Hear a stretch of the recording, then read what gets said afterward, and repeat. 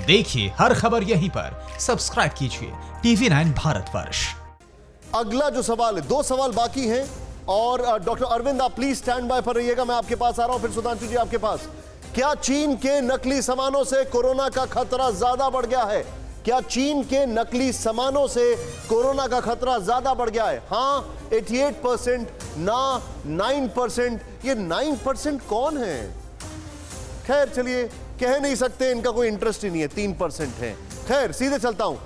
क्या चीन के नकली सामान से कोरोना का खतरा और बढ़ गया है? थैंकफुली दवाइयां हमारे यहां से जा रही हैं वर्ल्ड में, और ये एक अच्छी बात है और जिसको दुनिया मतलब बाहें फैलाकर शुक्रिया अदा कर रही है। लेकिन डॉक्टर अरविंद और उसके बाद सुधांशु जी मैं आपके पास आ रहा हूं। इस सवाल का क्या जवाब है? क्या बड़ा है कि नहीं बड़ा है सर? इस सवाल का जवाब बहुत क्लियर है कि खतरा बड़ा है, बड़ा है, बड़ा है। देखिए सब बड़ा है। हम जब मास सर्वेलेंस की बात करते हैं तो उसके लिए रैपिड एंटीबॉडी टेस्ट एक बहुत ही महत्वपूर्ण हथियार है।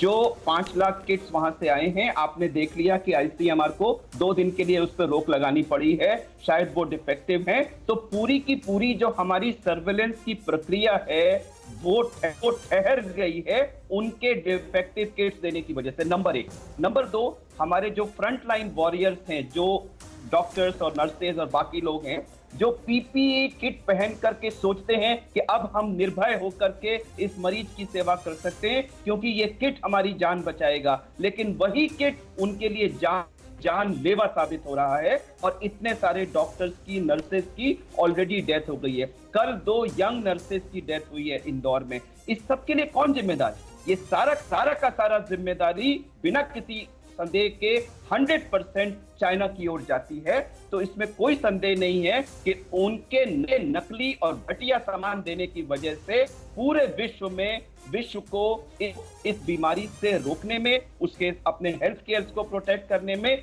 हर चीज में प्रॉब्लम आ रही है घटिया क्वालिटी के सामान की वजह से। और उसके लिए भी वो अच्छी खासी रकम चार्ज कर रहे हैं इस महामारी के समय में। आपने जो पॉइंट रखा है सर, बड़ा वैलिड पॉइंट है। मैं इसको थोड़ा सा आगे बढ़ाऊंगा। के नाते से कितना घटिया काम है जी। आप सर, इंसानियत तो उनसे उम्मीद ही नहीं की जा सकती है। जनरल गुरमीत, मैं आपसे भी इससे पे पूछूंगा। सुधांशु जी, ये जो फैक्टर है इसको कितना वेइन कर रही है भारत सरकार कि ऐसे मौके पे भी ट्रस्ट डेफिसिट बहुत ज्यादा है चीन से, इन पे यकीन नहीं किया जा सकता? देखिए, भारत सरकार इस विषय पर पूरी तरीके से सतर्क है और सजग है।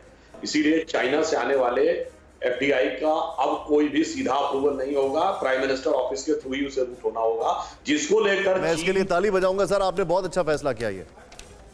और ये जानते हुए भी कि चीन इससे प्रसन्न नहीं है, परंतु हमने निर्णय लिया, जैसे एचडीएफसी में उन्होंने स्टेक खरीदने की बात की, आपने देखा होगा तमाम यूरोपियन कंपनीज में उन्होंने स्टेक खरीदने का प्रयास किया।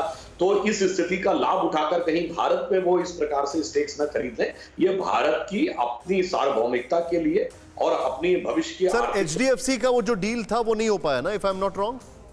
यस, अभी उस बात को रोक दिया गया है। जी जी, okay sir, please go ahead. हाँ, यहां पर एक विषय मैं और ये कहने का प्रयास करूं, जो डॉक्टर साहब ने कहा वो ज्यादा बेहतर बता सकते हैं कि आने से खतरा कितना बढ़ रहा है, पर एक बात मैं इसमें सकारात्मक दृष्टिकोण से भी कहता हूं। देखिए, दुनिया में कोई किसी भी प्रकार से प्लानिंग कर ले, पर आखिर में क्या होता है ये उसके हाथ में नहीं रहता। मैं एक उदाहरण देना चाहता हूं। आज से 25 साल पहले 1995 में WTO बना था, तो अमेरिका ने GATT, Uruguay round of talk से शुरू करके गैट से WTO बनाया था। इसलिए नहीं बनाया था कि भारत और चीन को आर्थिक महाशक्ति बनाना है, तो भारत और चीन के बाजारों पर कब्जा करने के लिए बनाया था।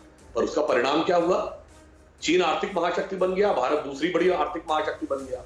वैसे ही ये चीन ने, चाहे इसमें यदि षड्यंत्र है तो, क्योंकि अभी तो इन्वेस्टिगेशन का विषय है, क्या सत्य है, यदि यह है भी तो उसने जो कुछ भी प्लान किया हो, मगर आखिर में ध्यान रहे कि प्लान करने वाला कुछ भी प्लान करे, अंत क्या होता है ये उसके हाथ में नहीं होता है। जो कहावत है ना, मुद्दई लाख बुरा चाहे तो क्या होता है, वही होता है जो मंजूर खुदा होता है। इसलिए मैं मानता हूं कि इस परिस्थिति में जो कुछ होने वाला है, मैं उसको सकारात्मक दृष्टि से देखता हूं। भारत के लिए उसमें संभावनाओं के बहुत से द्वार खुलने वाले हैं। सिर्फ एक आर्थिक दृष्टि से नहीं, मैं एक और पक्ष के ऊपर बात कर रहा हूं। अगर वायरस आता है, एक वायरस आया, इबोला आया, उसका वैक्सीन चाहिए, उसके बाद ये आया कोरोना आया, उसका वैक्सीन चाहिए, कुछ समय के बाद लोग इस बात पर विचार करेंगे कि जनरल इम्यूनिटी बॉडी की कैसे बढ़ सकती है। और संयोग से वो Valid सिर्फ point. ट्रेडिशनल है जो भारत में आयुर्वेद के पास है। अभी आयुष मिनिस्ट्री ने पहली बार आयुर्वेदिक दवाओं की बाकायदा ऑफिशियल रिसर्च की परमिशन दी।